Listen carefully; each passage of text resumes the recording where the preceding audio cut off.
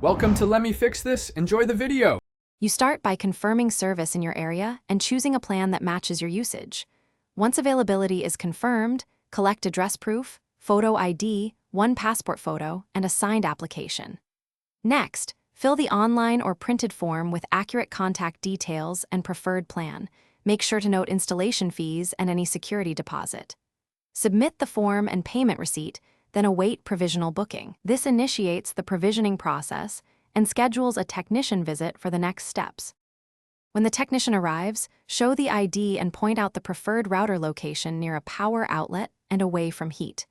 The tech will mount the NID, run the drop cable, and install the ONT or DSL modem. Make sure the cable run is neat and safe. Once they provision the line, they will perform a speed and link test so you see actual connectivity. After verification, they hand over the temporary credentials and explain how to change the Wi-Fi name and password. After setup, immediately change default admin and Wi-Fi passwords to secure your network and configure basic firewall or guest settings. Once done, run a speed test on a wired device to confirm throughput and latency match your plan. Make sure to test at different times.